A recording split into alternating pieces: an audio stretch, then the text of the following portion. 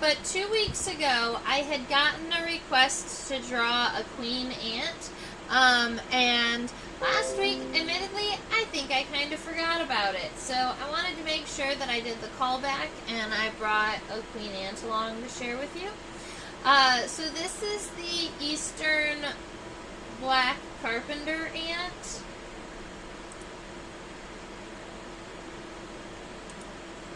And it looks like, because I didn't reset my program, we might have some connectivity issues.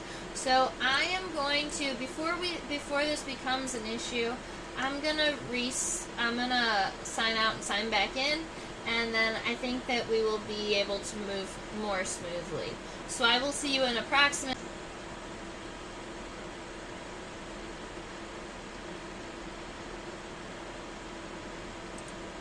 Alright, I think that we are all back and connected, and it's looking like to me like all of the stream health and all of our analytics are much, much healthier. So thank you for that brief moment of pause for my computer.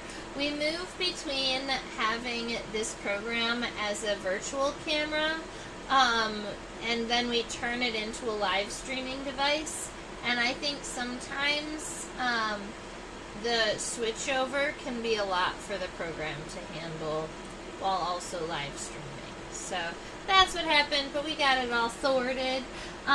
This is an eastern black carpenter ant.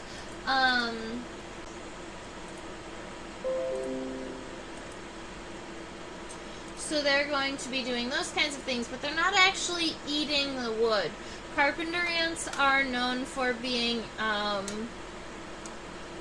they're kind of omnivorous a little bit. Yes, they're going to go out and hunt a little bit. They will eat other invertebrates, but they're also just going to be picking up other kinds of foods that smell or taste good to them. So carpenter ants can eat a variety of things. And I know when you have them in colony, people are going to give them things like pre-crunched mealworms or pre-dead crickets. And some of them will also give them things like honey, and like add sugar into the water and those kinds of things that they love. Alright, so this is the eastern black carpenter ant. Now, I do want to go ahead and get a measurement on this specimen here for everyone out there. From the front of the head to the back of the abdomen, this specimen is 1.59 centimeters long. Eastern black. This measurement line off of our image. Alright, so the scientific name for the eastern black carpenter ant is Camponotus pennsylvanicus. Live streaming because sometimes pennsylvanica or pennsylvanicus will have one N, and sometimes it has two N's. This one I did double check, and it does have two N's, and I think that it's because back in the day Pennsylvania may have had one N's at some point. Because some of the scientific names that are older or were created at a longer time ago have a single N. Alright. So we've got, this seems to be going smoothly.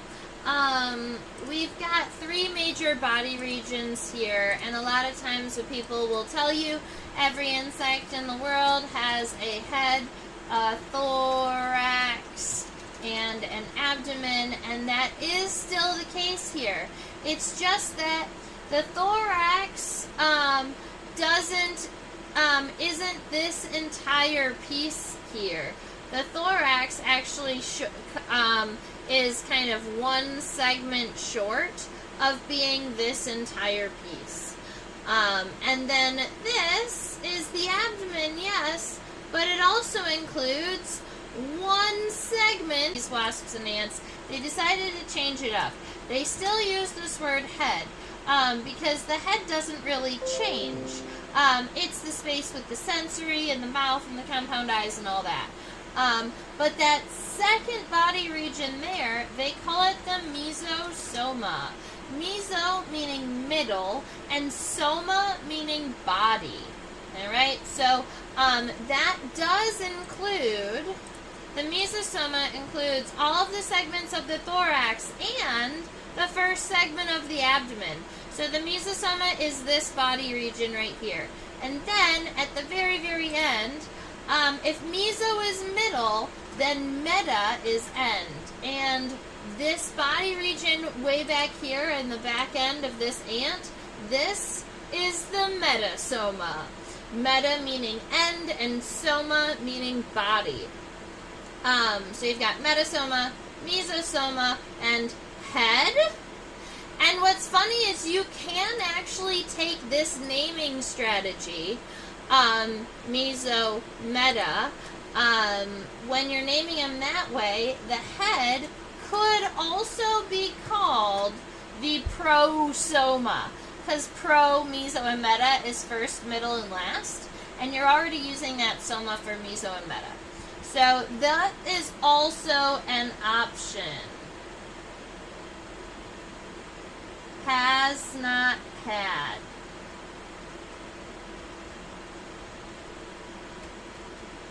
Deb, I don't know exactly what you meant. And welcome back. It's nice to see you. So that is our head, mesosoma, metasoma. Those are our body regions. We got to talk a little bit about there. Okay. I don't see any comments before that one. I must have missed something. Hello, Susan. Oh, yay, you're both here today. I'm so excited. I hope that Central America, were you in Costa Rica? I hope Costa Rica was wonderful. Alright, let's see, way over here in the front, I've got the head. That's where I'm going to be starting this sketch. There is very much a possibility we're going to be turning our specimen and looking at it head on so that we can see the itty-bitty eyes and the really big elbowed antenna and the crazy looking wrinkles on their face. But for now, we are just getting our sketch started.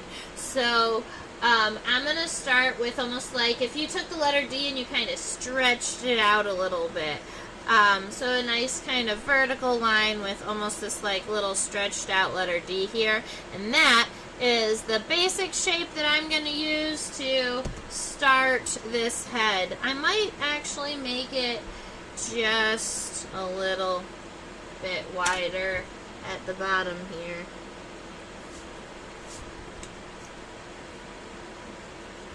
Okay, so we've got that cute little head there. Now if we want to move back to the mesosoma or back to this middle body part, I'd like you to notice that it has this very narrow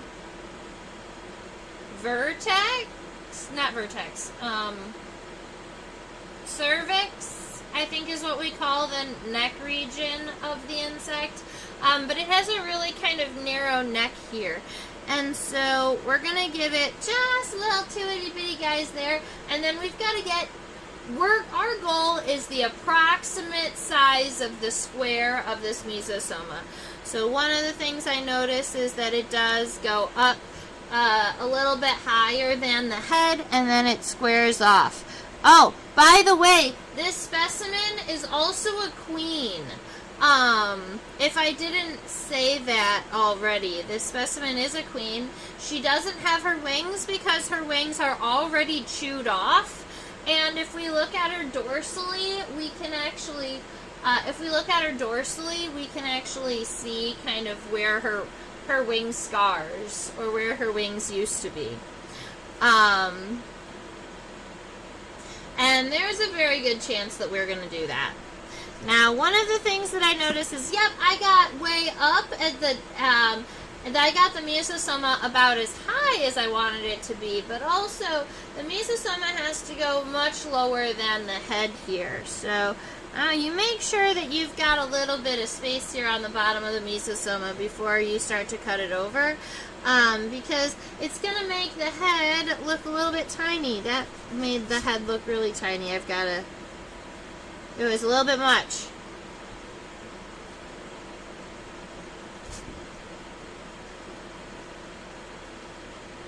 Okay. We'll be modifying this when we zoom in. Our goal is to get estimated sizes, and I'm thinking that that's pretty close. Alright, so that's our mesosoma, and then we're going to get the metasoma in here. Now, because this is an ant, meaning that this is an insect in the family Formicidae, that means there is going to be at least one, if not two, what we call nodes.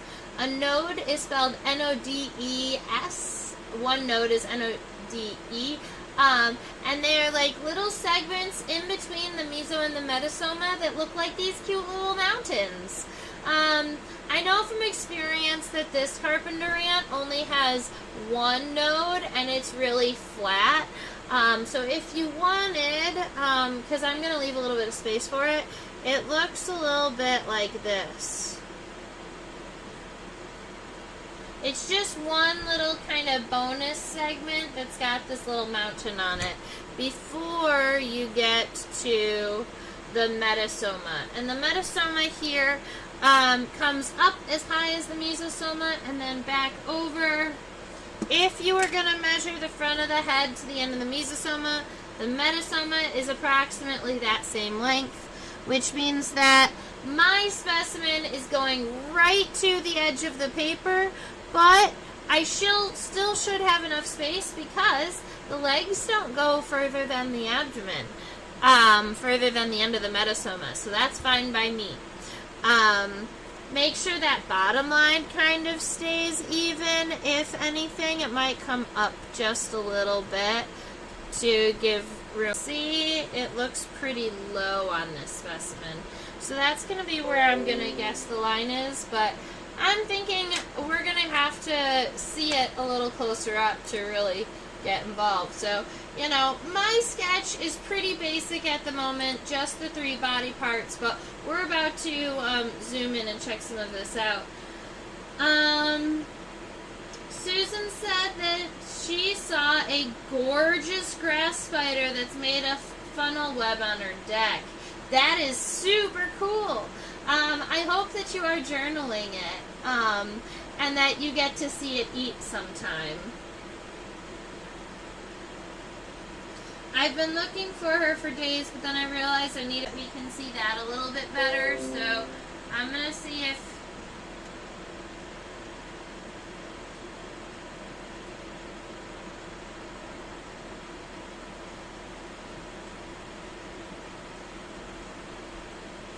Yeah, so Susan, that is right about what the node looks like.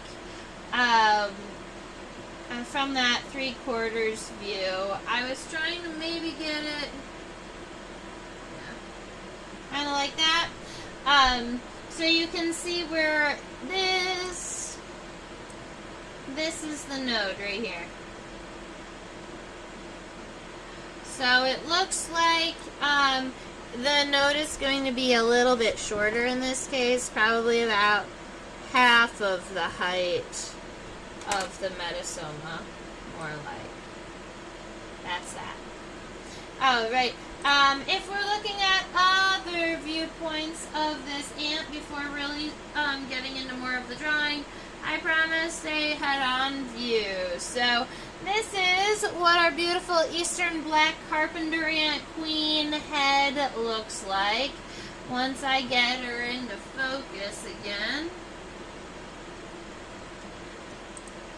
Okay, so they do have those really beautiful elbowed antenna. Those elbowed antennae scientifically would be called geniculate. The antenna look like they have, let's count segments. 1, 2, 3, 4, 5, 6, 7, 8, 9, 10, 11. 11, let me try again. 1, 2, 3, 4, 5, 6, 7, 8, 9, 10, 11. Final answer, I'm gonna go with 11 segments. So they've got one.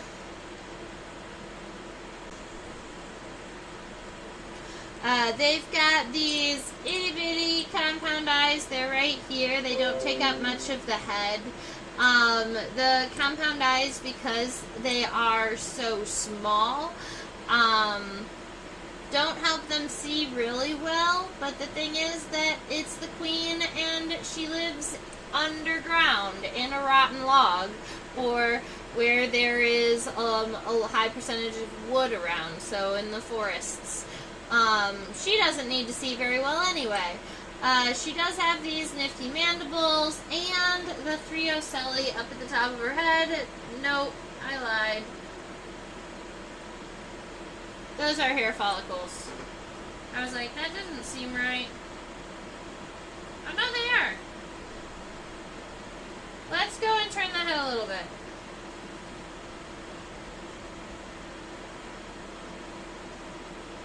Yes, those are 3 ocelli on the top of her head. Oh, and one more view before we start drawing, because we got to see the 3/4 view for the node. We got to see head-on for the chewed off her own wings. And that's going to make it easier for her to move about her colony, but also really, really freaking awesome. So these are what we would call wing scars, even though they kind of just look like the little stubs of things that used to be wings. So these two over here, and then this one, and then this one over here. Those are her wing scars. And after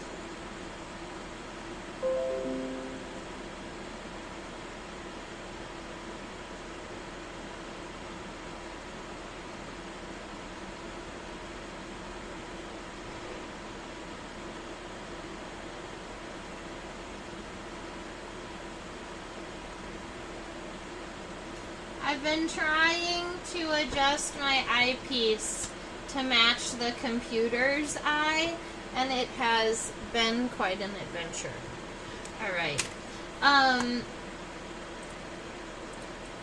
This is the lateral view of the head of this ant. You might also, like we talked about earlier, call it the prosoma if you want. If you want to be super fancy. You know, sometimes you just get super fancy words that mean the same thing, but you want to say them anyway. You know, that's the prosoma. Instead of starting right about where the compound eye is, I want to start at that really pretty angle on the bottom of the head. What looks a little bit like a jowl. That seems like a fun place for me. So I got that all sorted, and then I'm not going to follow this line straight up. I'm going to cut it up. I'm going to cut forward just a little bit, right? Because this head is kind of tilted in this forward direction. And then we don't need any of those light lines. So as we pass things that we don't need anymore, I always like to go back and erase them. Susan says that she went to Sierra Nature Journaling with Jack Laws a couple weeks ago, and they spotted a carpenter ant nest boiling up with winged adults. Oh, so cool. So the winged adults, when you're not sure if they are males or females, so you're not sure if they are future queens or not, all of them are reproductives, and you can call them elates. So any winged ant is an elate. She stayed to watch that nest, but Jack led some others on a merry chase to see if other colonies were also emerging, and they found more. Cool. Alright, so I'm going to tell you a little story, because when I was growing up, every year every year on one day, it seemed like all of the ants in the entire backyard decided to come out of the ground, and it was their mating flights time. And the backyard would fill with ants so heavily that nobody wanted to go outside, because it would mean you would get like landed on by lots of ants, and they kind of bit sometimes too, just because of how many of them there were. And so me and my whole family, we called it Ant Day. And it was just something that happened on the farm 1 or 2 days a year where all of the ants would emerge at the same time. So back in the day, I ran little experiments to figure out if it was like humidity that they were aligning with, if it was some kind of like, you know, time of the year specifically. But I grew up to learn that it's mostly about degree days, right? And the growth of their colonies. But super cool.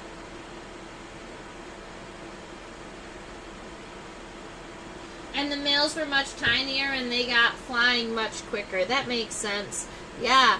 The other thing that people will say is the queens seem to have a normal to larger sized head, but the males are going, or the drones are going to have these like itty bitty kind of shrunken heads. Alright, so this here, let's see. One of the things that I notice when I'm looking at this ant is where the head actually ends. And there's this ledge here, then it kind of goes up at this angle, and there's a ledge up there. And this is actually the end of the head. Anything past that, those are mandibles. So that's kind of the shape that I'm going for when I'm sketching here. Kind of like a U on the bottom and then diagonal up to the right. I'm not going to go as far as this because I have to take into consideration that when I drew this, I was looking at the mandibles too. So I'm going to kind of cut it off right around here at the end and then angle it nicely back. And that is going to be our shape. Let's go ahead and erase this light sketchy lines around here. And I'm actually going to get rid of where the mandibles were going to be because I still want to add those in.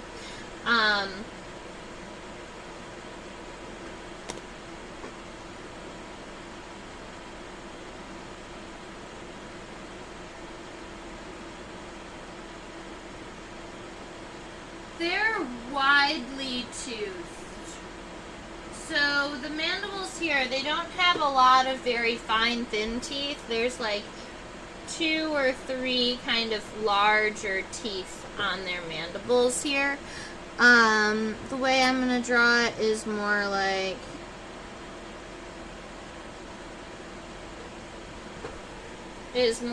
this, where you've got kind of one at the base and then a sharper one, and then I'm going to pull one more down from the top that kind of cuts over like this, and that's going to be good enough for me for mandibles because I've got them both kind of hanging out there. I'm going to darken those spaces in between them just so that it doesn't look like you can see through it, but I'm actually pretty happy with that.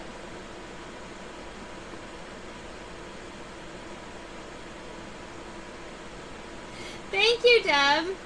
Yeah, Ant Day was great.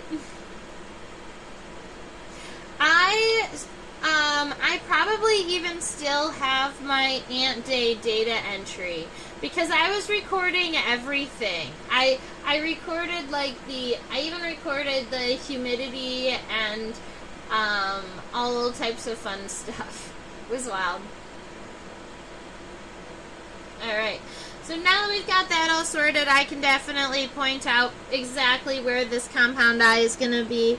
It's nice and small. It's not exactly circular. It's kind of has a little angle forward. Make sure you get those cross hatches so you know there's lots of individual lenses in there.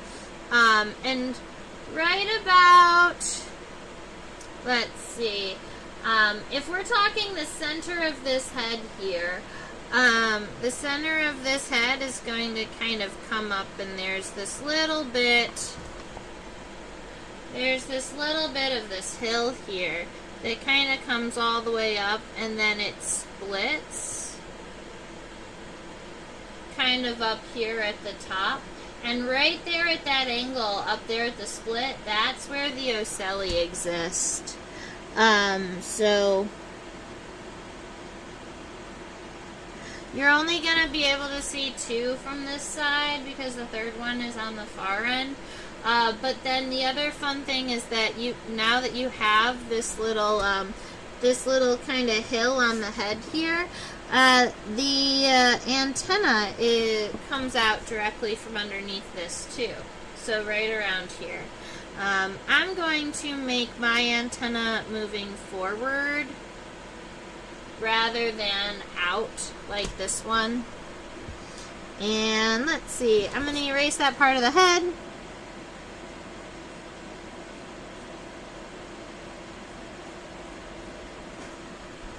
And then fix all those lines that I did change.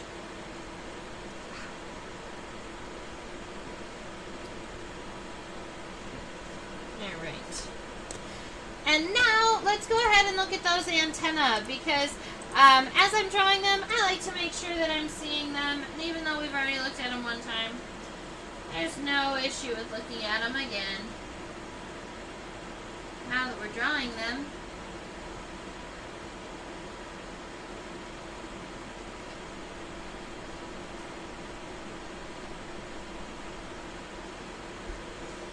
Welcome, Song Nancy. We've got a whole party today.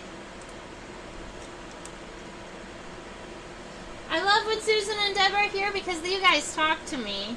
It's really appreciated.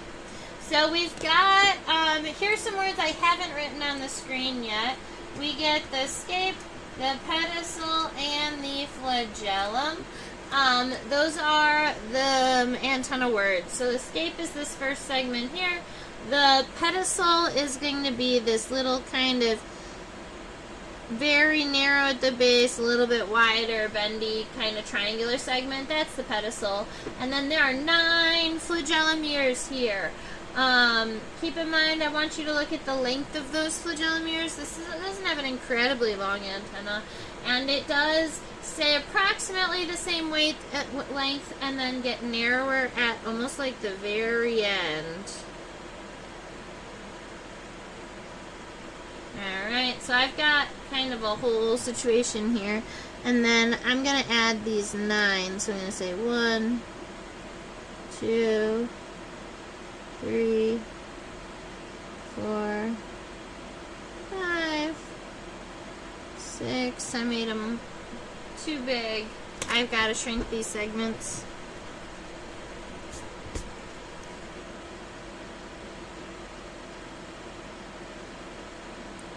One, 2, 3, 4, 5, 6, 7, 8, 9. Alright, that's the way the antenna wanted to bend. It wanted to go upward. So you've got, this is your geniculate antenna or your elbowed antenna. And it's going to be the way that you tell the difference between an ant and a termite. Termites have maniliform antenna, so they don't ever get that bend, that 90-degree bend on their antenna.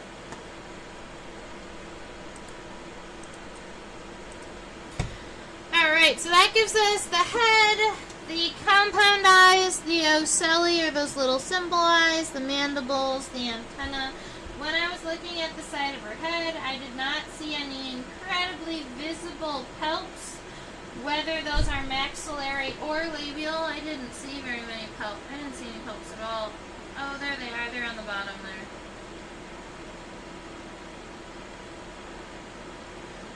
So there are a couple of palps down there on the underside of the mandibles. If you really wanted to draw them, they would kind of come up like little, they come up like little mouth fingers. So what it would look like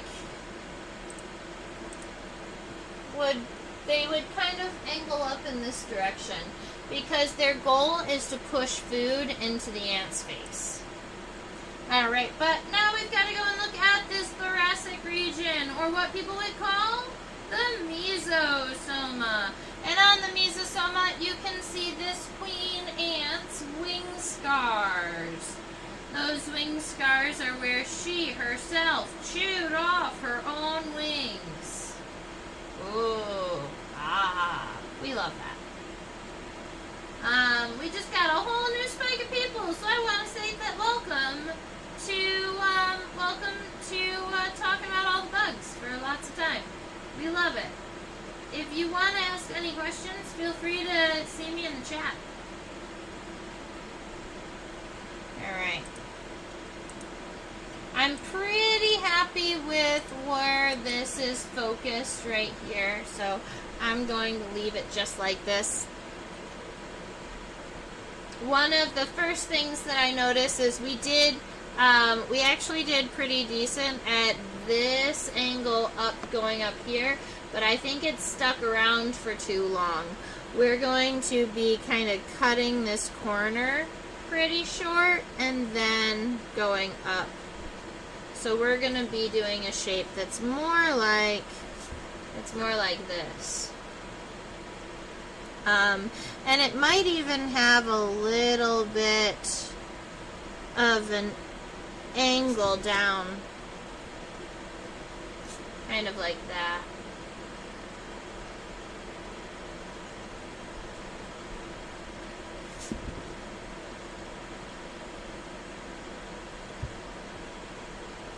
Cute. All right, so this is the mesosoma, or the middle body part. Another fun thing is, so we've got this top kind of sorted, and it comes around, but we don't really have the bottom sorted here. And one of those things that I notice is way up here in the front, we've got this pronotum, so this first segment of the top of the thorax that's kind of like this plate that comes here, but it seems kind of short for the first region, for the first segment, and then it kind of cuts down. And so in this space here, that's where you have the coxa, or the front leg, like where the front leg starts. And the middle and the hind legs are going to be connecting kind of way over here, a little bit separate and a lot lower, but if you look along the bottom line of all of these, they're all going to be approximately at the same kind of level. It's just that the front one is much larger because of the shape of the mesosoma.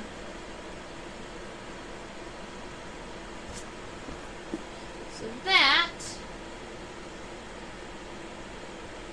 is actually, I'm pretty happy with that shape here. So that's what I'm going to do. I'm going to kind of darken these lines around here up until maybe about that point.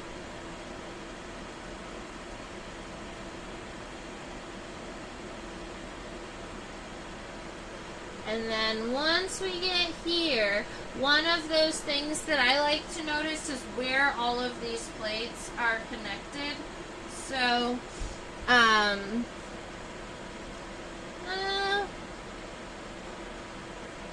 let's do, before we get some of the plates on the inside, let's do the front too. So, we've got the top. Let's do over here. And for this, we've got a really strong, I just kind of cut it short to begin with, but there is this pretty strong concavity here that I want to make sure I sketch in first before I cut over.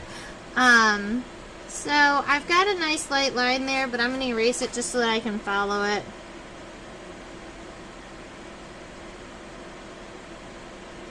Alright, so you get that little concavity right there. You're going to cut it over kind of straight. And then from that point, that's the end of the first segment of the thorax there. So If we were going to give ourselves kind of the internal lines, they would look a little bit like that. That's kind of the first segment there. Now, the next segment is going to be right in this region, so kind of from this step and coming over. And then there's this almost like a straight line that comes from here.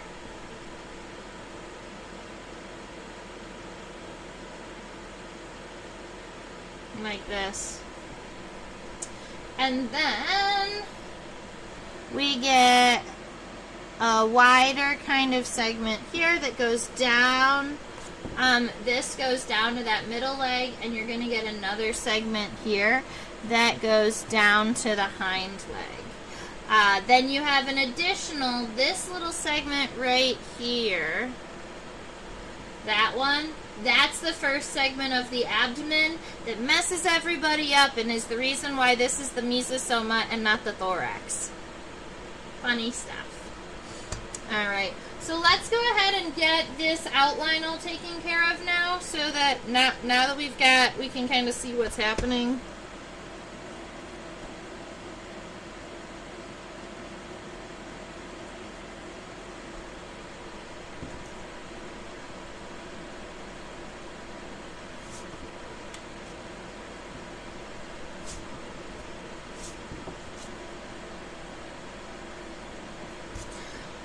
I really like this ridge along the front edge of the pronotum here, so I'm going to double up this line just kind of right here. I think it'll make the ledge look more defined. And when I make ledges like this on the exoskeleton, I just make sure to not connect it on the front or the end.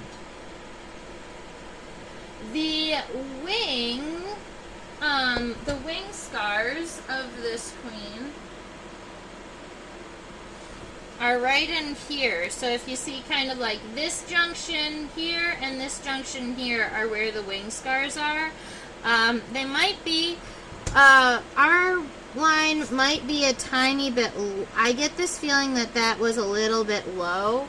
So I'm going to raise it just a little bit. Maybe push it out.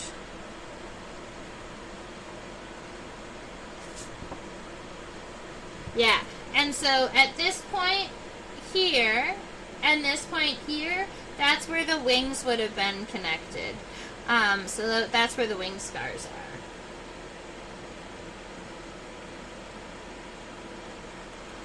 Oh, we're having static.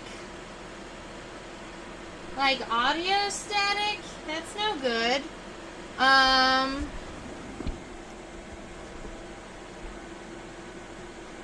Let me see if maybe I have it on the wrong mic.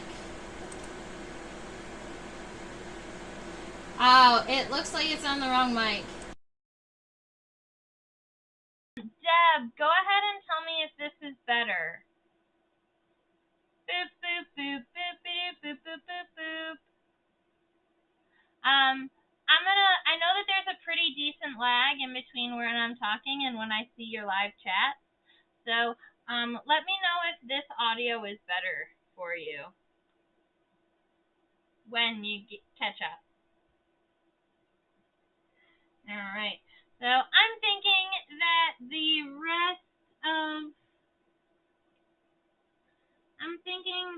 the rest of the inside of this mesosoma will be able to wait until after we get some legs in, because there's a pretty good chance that our legs are going to mess with some of this stuff back here.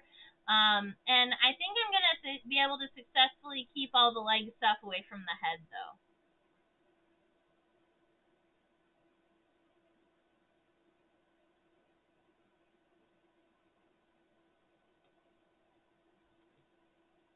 Yeah, I'm having a hard time. My computer keeps telling me that the stream health is poor, that it's having a hard time maintaining smooth streaming. But I've already tried to fix it twice, and I was hoping that it was just going to kind of catch up. But I think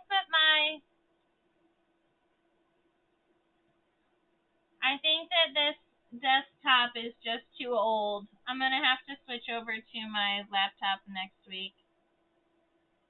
But is the audio a little bit better? Hopefully, maybe.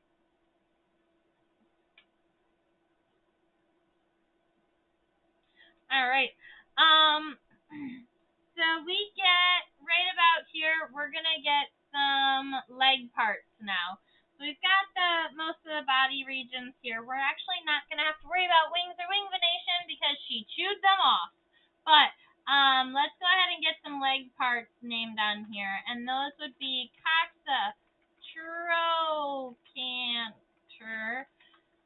femur, tibia, and tarsi. Some of those words you'll recognize, some of them you may not. The femur and the tibia, for instance, you should recognize because you have those in your own body. But I don't think that we have a coxa. There's a possibility we have a trochanter, and I'm not sure what it is. And we have, instead of tarsi, we have something called metatarsals. Those are your toe bones. And tarsi are just like little insect toes. They're these little segments at the end of the leg.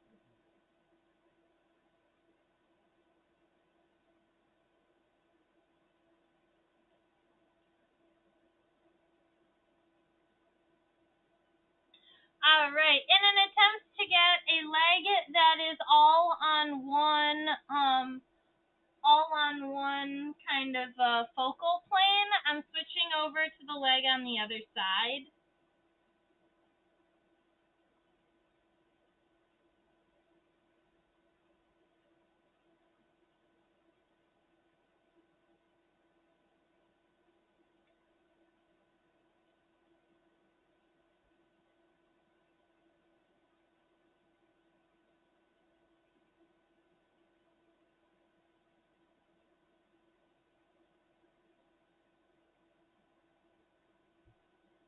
All right. So no vocal, but it's kind of tinny. Sounds better, but sounds are muffled.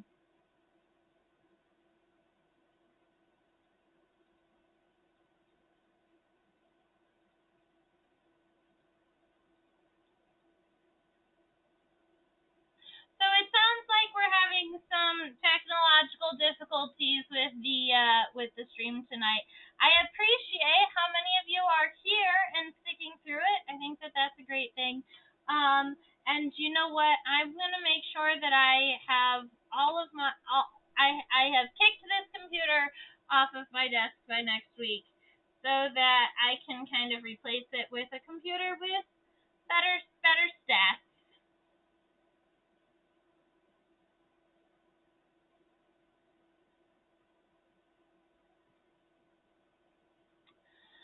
Um, it does help. It has helped in the past if I like restarted my program. It doesn't completely end the stream. It would just look like I'm pausing the stream for a minute and then coming back.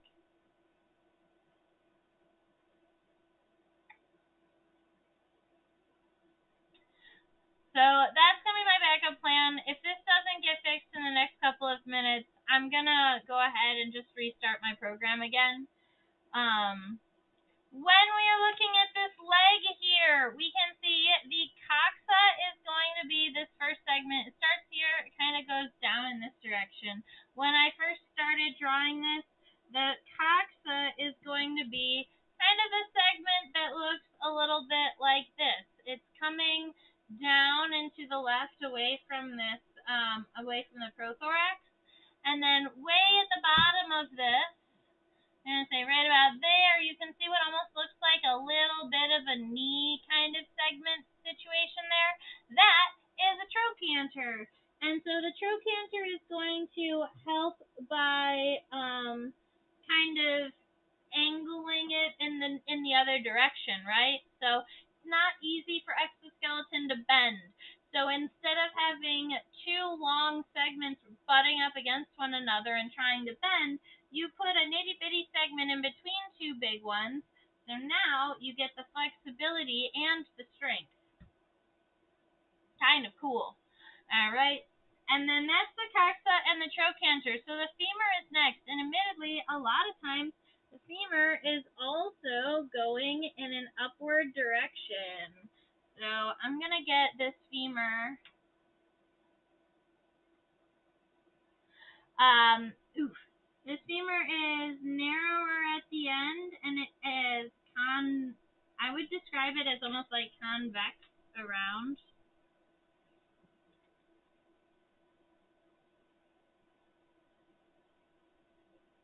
All right. Make sure that when you draw the leg, the femur is going to be right up here on the top. Got your femur.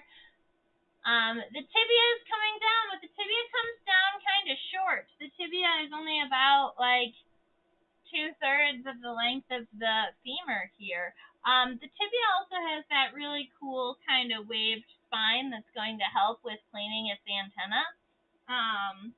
But starting here, it's kind of narrow. It flares out just a little bit. And you've got that kind of short segment here that is also going to have that tibial spine with this little bit of a wave. And then one thing that we know about legs that have really short tibia, normally if you've got really short tibia on an insect, then you also have a very long first tarsal segment, because the first tarsal segment is going to make up for the lack of length here. So from here, we also get one nice long tarsal segment that's going to stay kind of in line with that leg. And then after that, we get another 1, 2, 3 triangular segments and a raindrop segment. So that's going to be 1, 2, 3 kind of little triangular tarsal segments and a raindrop segment with some claws. All right, and that is right about what she looks like.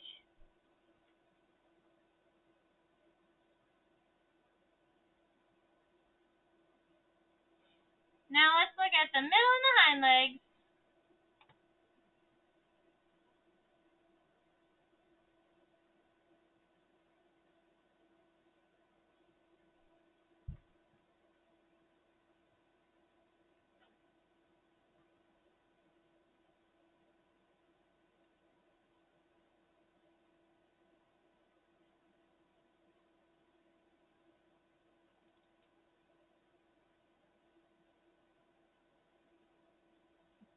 So when you look at the space in between where the front leg is connected and where the middle leg is connected, you're going to notice that there is a whole lot of space. So make sure that you allow for that in your drawing. There is a gap in between the front pair of leg and the middle pair of legs. Now, one of the things that I like to start with is that coxa, or that hip bone. So you can see that they almost look like little triangles here, but their tops are cut off, so they look more like flat toes. So instead of having these cute little triangles here, I'm going to draw some more accurate kind of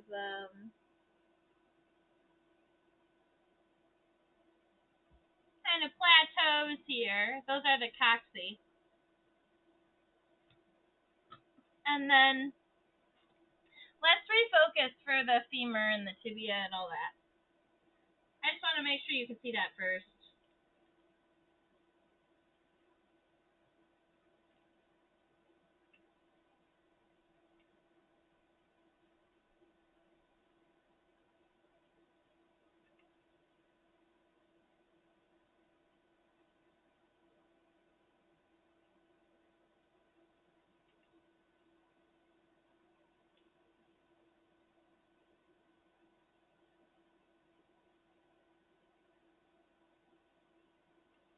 All right, so this is going to be our best view of that middle leg here. Keep in mind, sometimes when you're drawing, you've got to kind of rotate pictures around and things in your mind. This is just one of those times. So from this perspective, this chunk here at the base, that's the coxa. This little guy here, this little kind of pizza-shaped segment, that's the trochanter, and then you've got the femur coming up here. So that gives you a little bit of a start as to what's happening with these legs. The femur is going to be fairly short. Make sure we got bloop. It's going to go, femur is going to be going up and towards this guy here, kind of like.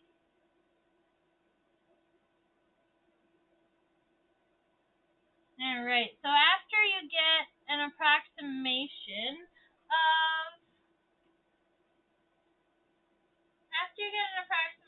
of how long you want this first segment of the legs, which I think is going to even go a little bit longer than this.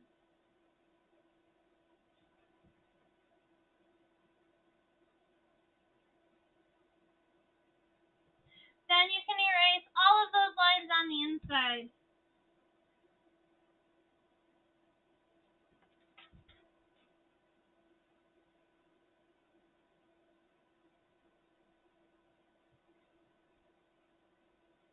Alright, so we've got a femur coming in this direction.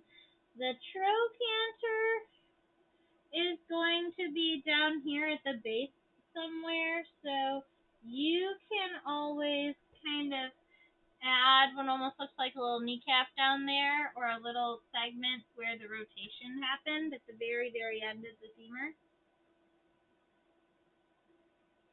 And then one of the other important things I like to make sure of is that at the end of your femur, the top line is going to be a little bit longer than the bottom, because you want the end of it to kind of be straight up and down so that your tibia can come down at an angle over here.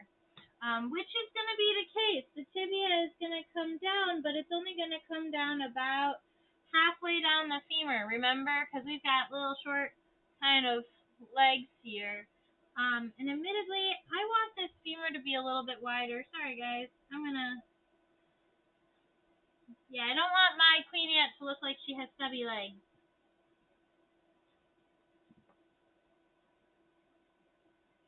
Alright, so that is that tibia there. There is a tibial spine. We get one nice long first tarsal segment here that kind of makes up for the short tibia. And then we get three little triangular segments and a raindrop with the claws. Alright, and that gives us ant leg numero dos. Let's check out that hind leg now.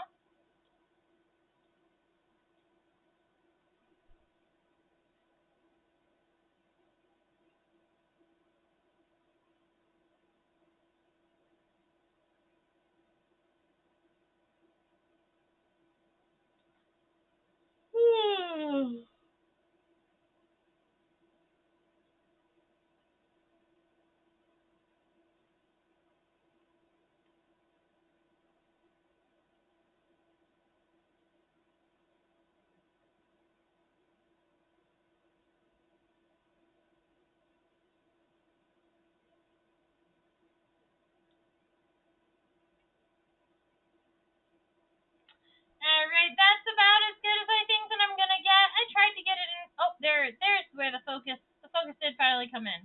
Okay.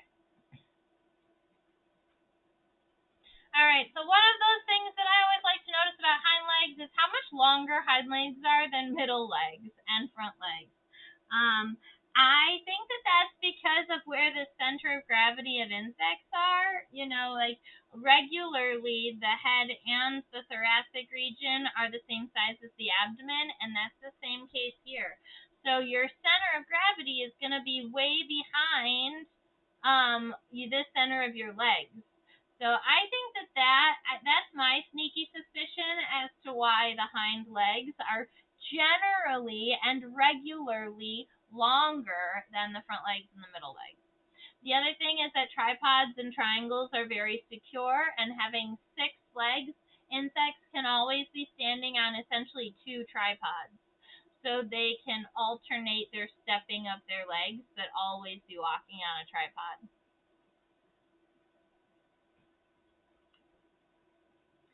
All right. We know right about where this coxa is. We know how the femur is going to be coming up. What I want to add is this little like just a little itty bitty nothing bit of something. That is the little trochanter. And then the femur is coming out from behind this, but it's going to be at a stronger angle, kind of coming back. And it looks like that femur is going to come to right about here on the ant. So we've got this femur that's kind of stretched out a little bit further. And then your tibia is also nice and long. It looks like that tibia reaches about halfway past the metasoma. So you've got that nice long tibia, that first tarsal segment that is also fairly long and thin and gives you even more length on that leg. And then these three segments at the end here that are used to be just triangular, this one is almost like a little stretched out triangle here, and then they are just a little bit longer than the front and the middle legs. But once you get to the very end, that raindrop segment that's narrow on the base and round at the end, that's pretty similar. And yes, there is a tibial spine, so make sure you get that one.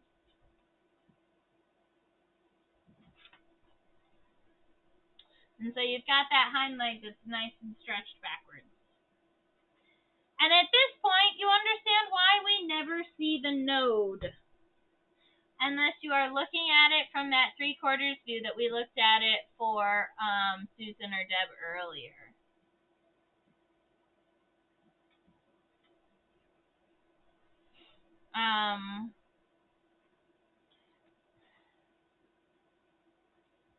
Let's go look at these really quick.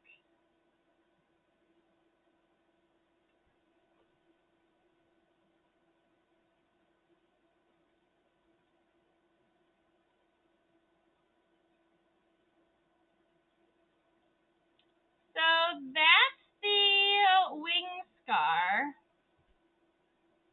You can see where like the veins are, like the main veins of the wings were. And you can see some hairs kind of at the base of it.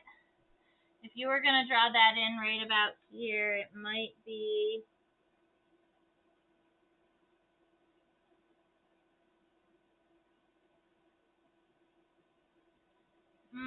something like this, where you get a number of different lines that kind of flare out. But you're going to have another one that's a little bit smaller, kind of right there in the back. And so, for me, this is what my drawing is looking like so far. I just kind of added those two little wing scars there. Have those legs nice and separate. I really like this kind of double line here. I haven't kind of darkened these lines, but it's because they, you know what, that doesn't look bad. So we're going to just leave that just like that. And now let's go look at the metasoma, or what you might end up calling the abdomen.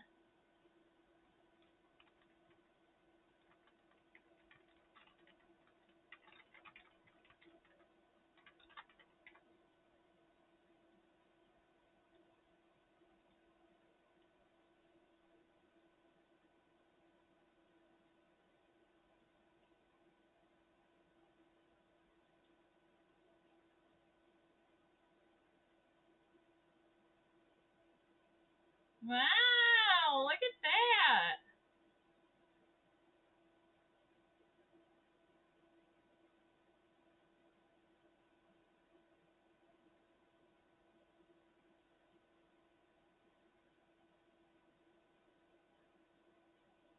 So I understand now.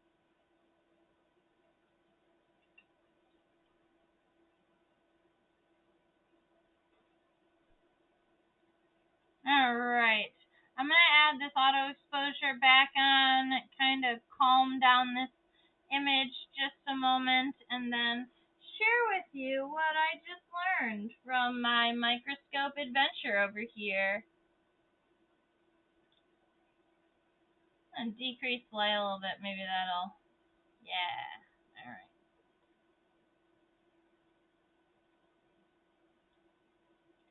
Okay, so when we were looking at the lateral of the abdomen, you remember me being like, I normally can see a lateral line and I can't see it.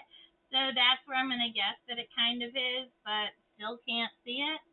The reason why we can't see the lateral line is because it's so low that it's not visible from the lateral, which is hilarious.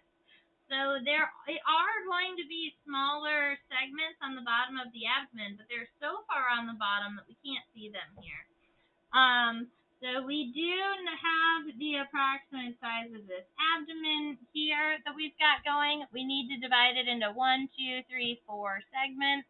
That first one is fairly large, just nice and light. 2 is approximately the same size, so that's nice and big. And then 3 is smaller, and then 4 is smallest. So something along those lines I'm actually pretty happy with.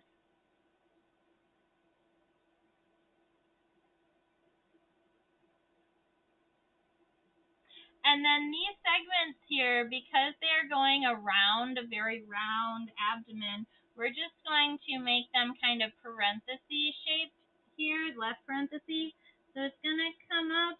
You're going to get to that first segment here, and you're just going to go